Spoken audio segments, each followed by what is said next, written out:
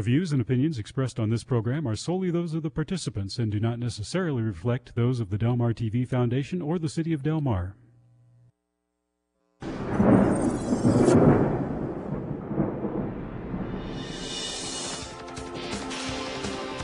Del Mar Hot Topics, where we discuss issues that are important to you.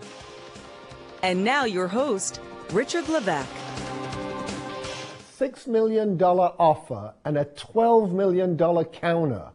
Time is running out on the negotiation over the sale of the Shores property in Del Mar. Can public opinion sway the school district? Stay tuned for Hot Topics. I'm your host, Richard Levesque. City residents have urged Council to stand firm negotiating the purchase of the Shores property from the Del Mar Union School District. But a year's negotiation, a $4.4 million appraisal, and a $6 million offer may not be enough to get the job done. The 5-acre site housing the Winston School and district offices has been the last remaining open site and playing field in Del Mar, and may soon be on the open market. But public use zoning could provide a barrier to development, particularly if community residents have their say. The issues that are before the council and the community tonight are whether to continue attempting to negotiate the acquisition of the 5+ acres of the Del Mar Union School District property in Del Mar for a purchase price with conditions in excess of the appraised value, whether to withdraw from further negotiations, or whether to pursue legal avenues at the city's disposal to purchase the property as close to fair market value as possible. The Del Mar community will not support a rezoning of this property. The community really expects you to take a very strong, tough stand because it's the community. It's ultimately going to be the community's money. We support the City Council's hard work and skillful negotiations to date. Winston has significant financial wherewithal to do its share in this process, up to 50% of the sale price, in order to stay. If we can buy at a fair price. I think we need to be resolute in our pursuit of this property and use all means necessary to acquire it. This property belongs in the public trust. I've been in the land development business for many years, and I can tell you the developers are salivating about this property, even with the public facilities zoning on it. So we have to acquire this property. To what degree is this council and this city willing to risk losing a once-in-a-lifetime opportunity for the difference of the money involved?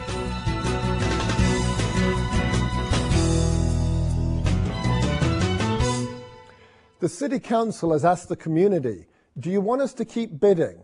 The community appears to be saying yes. But do we really know what we're buying and all the implications? And have we thought through what else we could do with the property?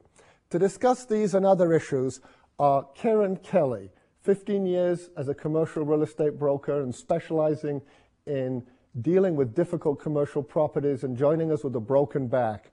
I really appreciate you doing that for us today. Wayne Dernitz, former Vista City Attorney, former Del Mar City Manager, and now Del Mar resident, and still practicing as an attorney. Jerry Fennell, ex-Del Mar Mayor and City Council member, and Joe Sullivan, previously head of the Del Mar Foundation, and now co-chair of the Friends of the Del Mar Parks and great beach volleyball player. Thank you all for joining us. Thanks, Richard. Great to be here. Yeah. Good to be here. Well, what are we buying for $6 million, $12 million? What are we buying? We're buying I would jump in. I'd say we're buying a public trust. We're maintaining a public trust. We're actually trying to keep a property that's been in the public trust for since 1945 for the community, as playing fields, as a community park, as an educational resource, as open space, something that's sorely needed in this whole region. I agree with Joe. The facility, the recreational facilities at the Shores property have been used by the community for decades and have been an important part of the community's recreational and resource base. And what the city is attempting to do is to preserve that resource, to prevent it from being lost to private development. But I'm not sure, Richard, that people, you ask about what are we buying, I'm not sure that people watching this would understand why it's for sale. Right, right. Could you tell us? Well, Joe was on the committee that looked at this, but basically the district has determined that that facility is no longer needed for educational purposes, and it's been declared surplus, and accordingly they're trying to sell it at a price that they feel is appropriate for the property. The school district's had that property since 1945 when it was granted to them by the Kirchhoff family for school, but they don't need it as a school anymore, and I think they correctly they're correct in saying it's not really the school district's job to provide recreational space to the city. So we're trying to do that. We're trying to fill that vacuum. And the school district is correct about that. Their primary mission is to provide education for the children of the community. And in order to do that, they need to have adequate space and facilities and, of course, the resources to do that. And resources, as we all know, are very scarce these days for all public agencies. But the school district does have a responsibility to try to work cooperatively with local government to make sure that under fair rules that have been set down by the state legislature, that local governments such as the city of Del Mar have a chance to step in and make sure the recreational and playground facilities that we're concerned with are retained for public use. Carrie, so at the, yes, after 3 years of negotiations, we're at a stalemate, as I understand it, with a May 1st date approaching. It may be. With a $6 million offer, and people have made a valiant effort to raise funds and should be really commended for that. However, what are the options on the table to break the stalemate? If the school district insists that the property to them, for whatever reason, is worth $12 million, and we can only raise $6 million, are there legal measures that can be taken? Let me correct maybe a misunderstanding. We're not only able to raise $6 million. The committee of the Del Mar Foundation, and I'm speaking for myself, not for the committee, but I am the. You're going to give the money, Joe. So the committee, the Friends of the Del Mar Parks, has set out to raise the money to help the city acquire this site because the city has the right of first negotiation, but they don't have. The city doesn't have any money. If it were $3 million, it wouldn't make any difference. Yeah. We have not said that we can only raise $6 million. What we have said is we're not. The committee is not a negotiating agency. It's up to the city and the district to reach an agreement on what's the fair market value for that parcel as public facilities. The city comes to us and says, we need X million dollars. We'll provide it. We're confident we can find the money. 12 million, Joe? We're confident we can find the money. Whatever the number is, that's the fair market value for that property as public facilities, we'll find the money. And I think we should not be too impatient about the amount of time it takes. In my career, I have had opportunity to negotiate acquisitions between cities and school districts, and I can tell you from experience in other communities, it does take a long time. This is not the commercial arena. The city and the school district have lots of time in order to make this decision, and they know what the rules are, and it will proceed in an organized pace. There's no reason for us to think that we're running out of time. However, I do think the city needs to be prepared to act assertively if the school district is not willing to continue negotiating in good faith. In other words, if they're not willing to extend this May 1st date, that the city should take legal action, or? Well, the city could begin to take legal action after the termination of the tolling agreement on May 1st, but it isn't necessary for the city to do that. It depends on what the school district's response will be, and the city won't need to actually commence legal action until the school district seeks to put the property on the market. Okay. However, I think the city needs to be prepared to act if that should become necessary. Well, can I go on? I'd just like to comment on the reason for the tolling agreement. When the district declared the property surplus back in September, there was a statutory period of time that existed during which the city or any other party could take issue with the fact that they also determined at that time that the Naylor Act did not apply. Right. So I think that was a 60, perhaps 90-day period of time. And unless we filed suit to contest it during that period of time, we would have forever been barred from raising that issue. So the tolling agreement was a way to say, hey, we've got an issue here. We recognize there are differences of opinion. The lawyers and a jury or a judge will perhaps someday have to decide that. But rather than interfering with the negotiating process, let's enter into a tolling agreement which merely extends this period of time. Now that agreement has already been extended several times, and it currently expires on May the 1st. But I am of the belief that the district, when May 1st arrives, would probably be willing to extend that again. If not, then the city would have to seriously consider what its options are and decide within a very short period of time whether or not they wish to go forward with the legal action. We've had overwhelming support in the community in terms of the people who've turned out, the people who have signed up as supporters, the people who've gone to www.delmarparks.org and signed up. But we're at a disadvantage. The person on this panel who knows the most about this is sitting to my right, Mayor Fennell, because he's on the negotiating committee. But because of the way public agencies work, it's all been by law, under the Brown Act, behind closed doors. So we're just guessing at what's happening. Now, the city brought a lot of light into the process a couple of weeks ago when the mayor issued a memo outlining the city's stance and the city's position. It's the first time publicly that we had seen any numbers. We'd all just been guessing at the numbers. And when we're out raising money, people say, well, what's the, how much are you trying to raise? Well, we don't know. We're waiting now for the school district to shed equal light on their position so we can see where the two stand and the public can have their input. Now, Joe, some people ask when we talk about this, they say, well, have we really thought through what is the best use of this property? Are we just going to buy the property and preserve it as it is? Are there any other uses given it's the south part of Del Mar's last piece of property? Have we thought that through, Karen? That's really what I've given a lot of thought to, but I certainly didn't want to jump into this fray if everybody could come to terms and simply just preserve it. I'm 100% behind the preservation of the open space, the ball fields, and every community comment that I've heard other than people who are participators in the Winston School is that that's the primary community asset that they don't feel should be lost. And I completely agree that it would be tragic to lose that, but I think the site is so valuable. And that portion, if this is an aerial photo, but you probably can't show it, but off Google Earth that anybody can go onto for free, it's a 5-acre site. The ball field, by my best guess, and the surrounding open space and park takes up about 2 acres of the 5. Yep. There's a little office building on the corner that's not part of the site. My best guess is that probably 15%, somewhere between 10 and 20% of the site's presently covered with buildings. There's a parking lot that is below grade of the ball field. My son plays Little League there. Yeah. So, I mean, I am a community member participating in the use of that site and enjoying it.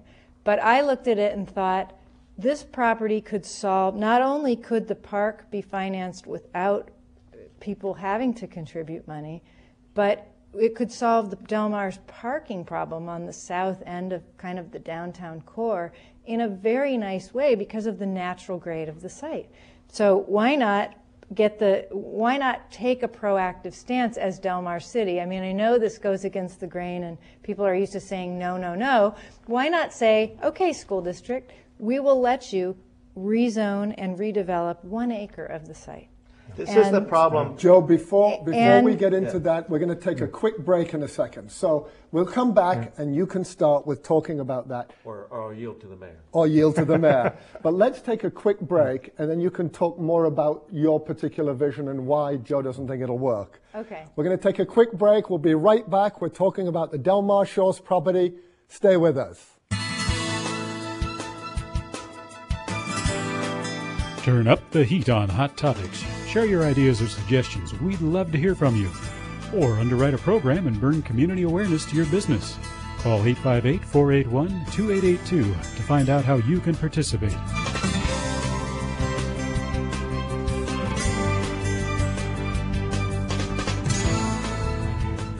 I'm your host, Richard Levac, and you're watching Hot Topics. With me discussing the Del Mar Shores property are Karen Kelly, Wayne Dernitz, Jerry Fennell, and Joe Sullivan. Right before the break, you were just finishing. What could we do with the property? Well, I think you keep the park, which is 2 acres. You use the lower grade level that's a parking lot right now for structured parking, which gets planted on top and expands the green space at a little lower level than the baseball field. So we'd have another acre of green space. And you go to the school district and proactively say, we, City of Del Mar, will agree to rezone approximately 1 acre of this site along 9th Street in exchange for you deeding us the park free. And in addition, whatever development agreement happens on the 1 acre, this parking has to be built. And some of it will support the development, but some of it will be additional so that people who patronize the businesses in Del Mar don't ever have to walk more than 3 blocks. You've got parking at 15th, and you could certainly put in adequate parking on this site and gain green space. And it would underwrite, because if the property were zoned mixed use or residential, your selling price for land is anywhere from $350 to $500 a foot per square foot of land. And your selling price, at least on the residential side, for finished product there is about $1,000 a foot. Okay. So that should fund more than what Del Mar wants and give the community the asset free. And it just puzzles me why we're not at least exploring that option. Well, maybe you have an answer. You know, all of these options have been considered at various points, but basically what we heard from our public is they did not want any intensification of use on that property. They didn't want 1 acre rezoned for commercial or for residential. When this first started to be considered back in 2002, we heard that there was a 90,000 square foot commercial facility and 15 townhomes that were being considered by the district on that property. Obviously, that would have produced a lot of money for the district were they able to get it rezoned and have that done. But the community at workshops and all of the meetings that I've been present at, people have told us we don't want that. We want to preserve the open space, we want to preserve the ballpark, we want to preserve the Winston School, and that sort of a rezone would preclude the Winston School, would result in intensification, and there's a price to pay. But I'm not talking about 90,000 square feet. Yeah. The numbers I'm just ballpark basing it on are less than half of that. And I applaud what the Winston School is doing, and I know school sites are hard to come by, but $3 million up front and $200,000 a year for 55 years is a subsidy based on the underlying value of that real estate. So I want to respond to your concept, because it's not out of the ballpark. Right. And I invite you to join the Friends of the Friends of the Parks, because these are some of the issues that we talk about. And again, we're not negotiating. We are there to fundraise, but our attitude has been that we want to have control of that site so that we control what goes there. And so your vision of having parking, what we call the Berkeley model of underground parking covered by grassy playing fields, is a vision that many of us would like to see. We don't know how it would be master planned. We don't know how the whole site would be laid out. What we do know is we want community people like ourselves at the table deciding how it will be redeveloped. We don't want to be sitting across the table from some commercial developer who, begging that developer to please preserve 1.5 acres of playing fields for us. We want to have control. From the resident standpoint, Karen, I think we all recognize that rezoning would be a possibility, and what you've described could be pursued, but we're not there yet. And besides, the cost of building that underground parking would add tremendously to the total cost of the project. Because of the grade. But right now, I think the residents have given the city a very clear message, as the mayor has outlined, and we're not ready to give up on that. I think the city has some excellent arguments to push forward with its current strategy. My concern is that the school district actually has some other plan and may have been working on some other plan. In the school district meeting that's going to take place on Tuesday, which the Tuesday before we're aired, I believe, there's an alternate buyer being discussed in closed session. What could an alternate buyer do with that property, given that it is zoned as public space? What could they really do? This was one of the issues that I brought up at the council meeting last Monday, that the district or a successor owner could do some things on that site that wouldn't meet with the wishes of the community. With it zoned public facilities, they could build additional school buildings on there. How many square feet is zoned? There is no limit under the current ordinances in the city as to how big. It would have to meet certain requirements as to height and so forth, but we don't have an FAR for public facilities. So clearly there could be additional intensification of use there with it continuing to be public facilities. And that is a problem that I've been speaking out on. Not everyone agrees with me on that, but I think it's an issue. There could be a destination church there. I mean, I think it'd be an ideal location for a mega church, which you know is a very growing business in the region. And I would think there would be people lined up at the school district's door that would be happy to acquire that site with its public facilities zoning to build a mega church with all of its attendant outbuildings and parking. And the city would not have to go through design review, and it would still have to. It would have to go through design review, but there are limits as to the constraints that the city could put on with it being particularly public facilities, and particularly if it's a school district, because they have certain latitude and exemptions under the education statutes. Wayne can explain that more than the rest of us. I think public facilities includes a lot of things that people don't understand. Yes, but I think the major obstacle that we're trying to deal with here is the greed factor. That is the greed factor of the school district, the school district's greed factor. And I'm not saying that in a blaming way.